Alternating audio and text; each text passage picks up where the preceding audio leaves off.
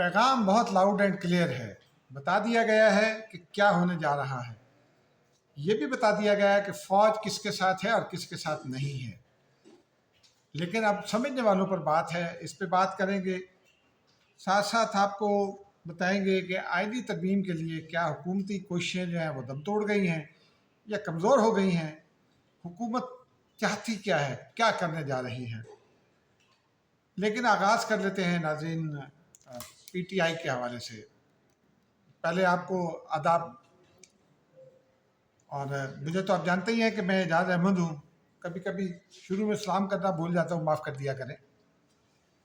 آج اسلام آباد انتظامیہ نے جاری کر دیا ہے N O C P T I کو جلسے کے لیے.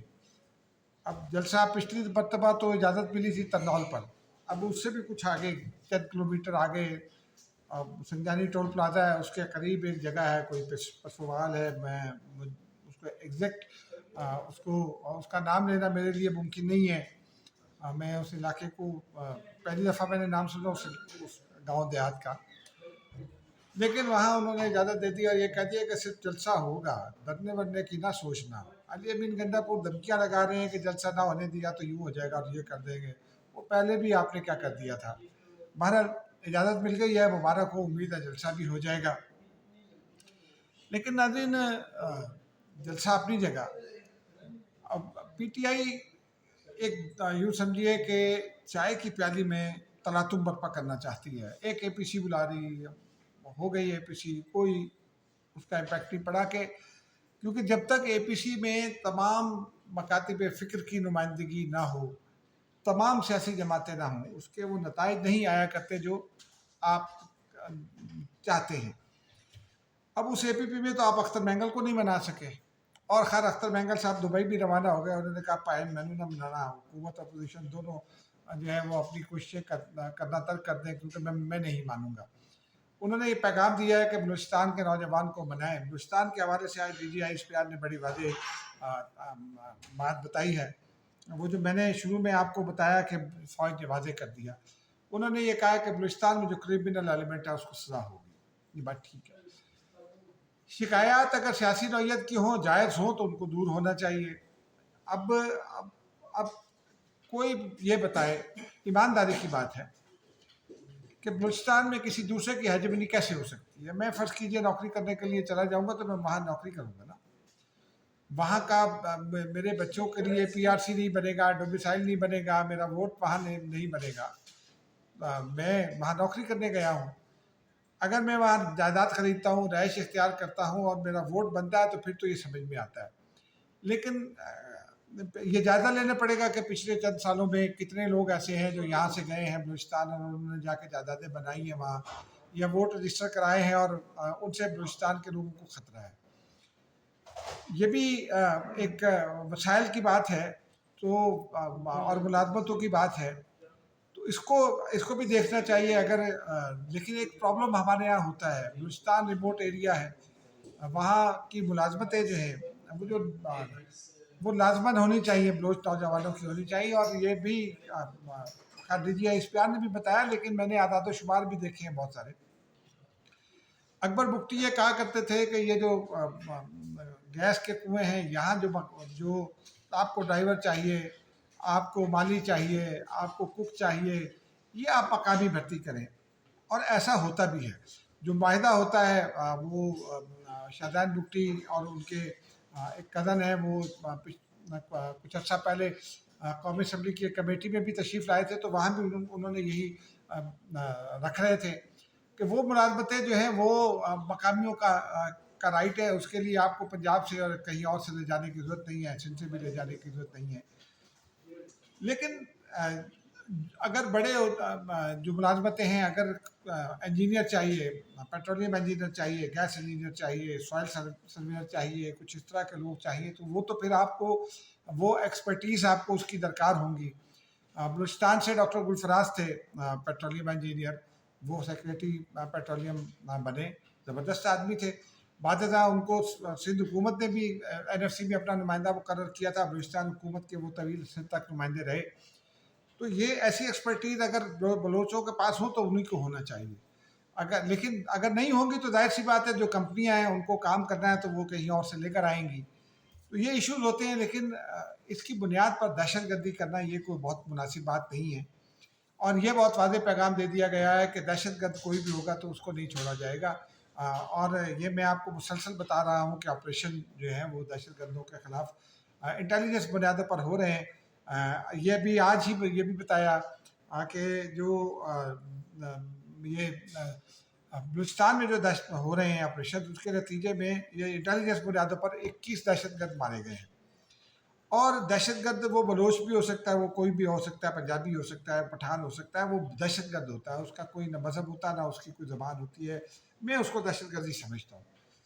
لیکن یہ نیکسس جو بنا ہے ٹی ٹی پی کا اور بی ایل اے کا، اس کو بلوچ دوستوں کو اس کو دیکھنے کی ضرورت ہے. ان کی شکایات اپنی جگہ، لیکن اگر ان کے نوجوان پڑھے لکھے کے آئیں گے سامنے تو ان کو نوکریاں ملنی چاہیے اور وہ ملازمتیں ان کی ملنی چاہیے. یہاں میں نے ایک مرتبہ چیک کیا اپنے ایک کالگ رپورٹر کی مدد سے کہ سرکاری ملازمتوں میں بلوچستان کا جو کوٹا ہے اس کے اوپر کتنا عمل ہو رہا ہے.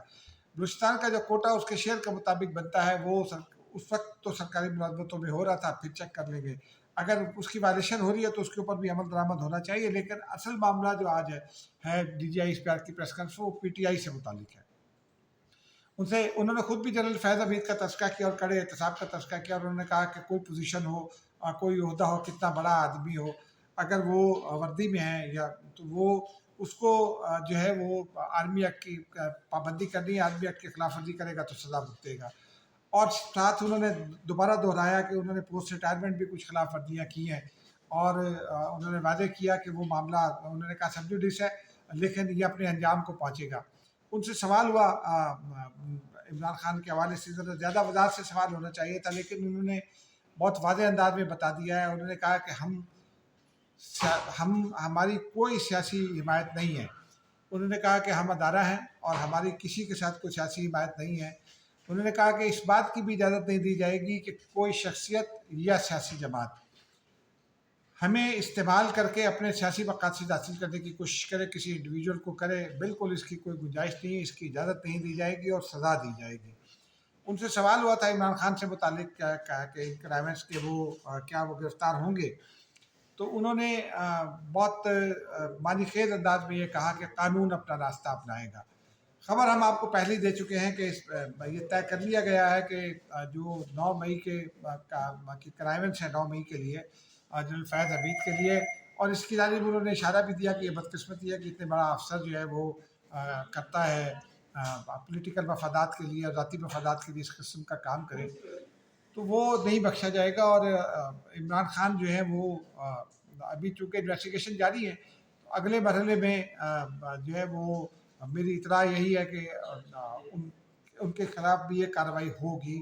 اب کب ہوگی یہ اس کیس پر ڈیپینڈ کرتا ہے کہ جو ٹاپ سٹی کیس چل رہا ہے یہ ہو. لیکن یہ بہت واضح پیغام دے دیا گیا ہے کہ پی ٹی آئی کی جانب سے جو سیاسی استعمال کی کوشش کی جا رہی ہے افواج پاکستان کے، وہ نہیں ہونے دی جائے گی. یہ بہت واضح پیغام ہے. عمران خان کو کل میں نے دیکھا، میں اڈیالہ جیل گیا تھا، وہ صحت ان کی پہلے سے بہتر ہے. شکایات وہ کہہ رہے تھے میں نے کوئی شکایت نہیں کی، پھر شکایت بھی کر دی. تو وہ شکایت ان کا رائٹ بھی ہے، اگر جو جیل مینول میں جو چیزیں ہیں وہ ان کو ملنی چاہیے.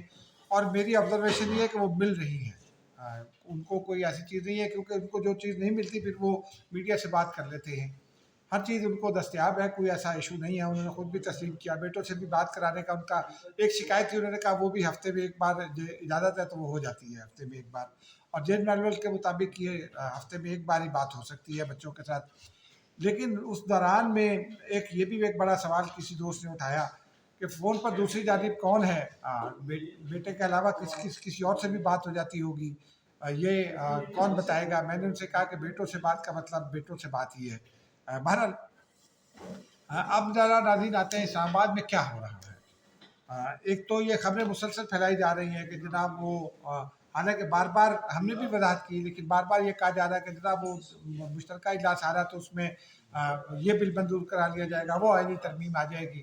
ایک بار پھر یہ بتا دیں کہ جو مشترکہ اجلاس ہے اس کے رولز بہت اسٹرکٹ ہیں. مشترکہ اجلاس میں صرف وہی بل آ سکتے ہیں منظوری کے لیے جو کسی ایک ہاؤس سے منظور ہو کر دوسرے میں پینڈنگ ہو گئے، لیپس ہو گئے یا پھنس گئے. اور یا مسترد ہو گئے.